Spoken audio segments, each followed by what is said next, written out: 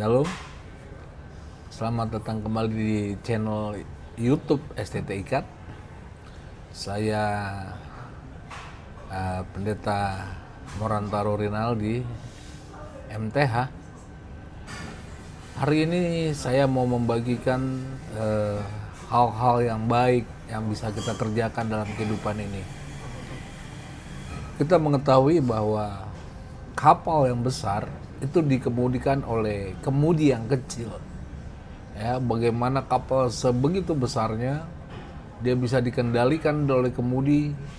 Jika kemudi itu diputar ke kiri, maka dia ke kiri, dia putar ke kanan, maka dia ke kanan. Demikian juga hidup kita. Sadarkah kita bahwa mulut ini berkuasa atas sesuatu? Dengan mulut perkataan kita bisa membuat orang bahagia. Dengan mulut dan perkataan kita bisa membuat orang kecewa, sakit hati, bahkan dendam kepada kita. Jadi lidah yang menguasai mulut ini harus dikendalikan. Nah, ada 3 hal yang ingin saya sampaikan. Cara bagaimana kita bisa berproses mengendalikan lidah kita. Bagaimana kita bisa belajar bagaimana kata-kata yang keluar itu menyenangkan, membangun, bahkan membahagiakan orang lain. 3 hal cara menguasai lidah. Yang pertama adalah 1. Jaga hatimu tetap baik. Firman Tuhan berkata, jagalah hatimu dengan segala kewaspadaan, karena dari sanalah terpancar kehidupan.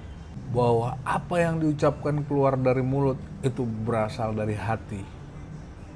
Jadi, kalau kita mengatakan perkataan-perkataan yang baik, kita akan tahu bahwa ada kebaikan di dalam hati kita. Tetapi kalau kita mengungkapkan hal-hal yang jahat, yang buruk, maka kita akan dinilai orang sebagai orang yang memiliki kebiasaan yang buruk.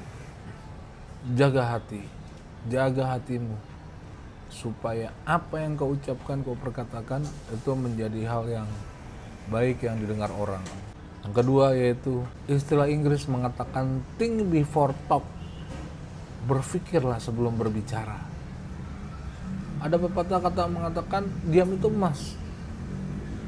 Ya, artinya bagaimana kita bisa berbicara tentang sesuatu itu harus kita pikirkan lebih dulu, apakah itu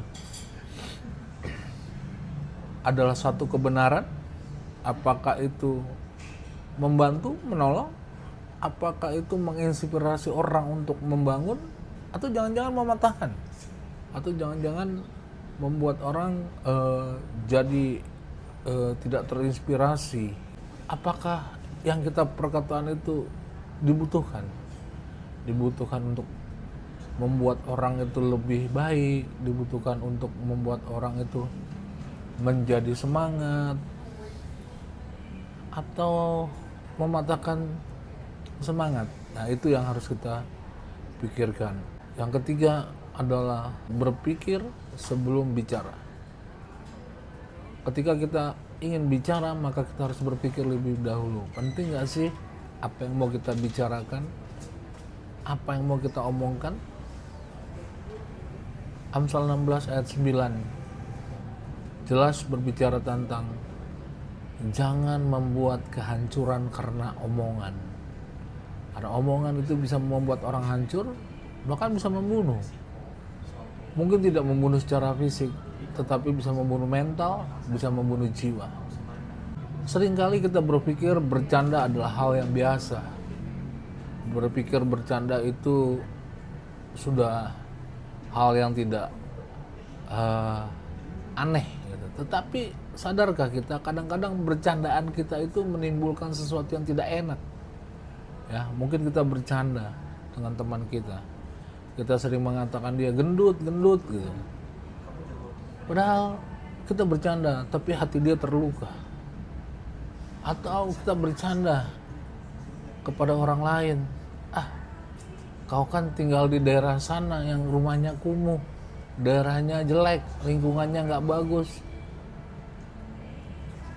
Mungkin kita menganggap itu satu hal yang biasa, tetapi itu melukai orang yang kita sampaikan. Oleh karena itu hati-hatilah dalam berbicara. Kita semua sedang berproses bagaimana supaya bisa menguasai lidah, tidak membuat orang kecewa, tidak membuat orang sakit. Maka saya katakan, jemaat Tuhan, berubahlah. Saya Pendeta Morantaro Rinaldi, MTH.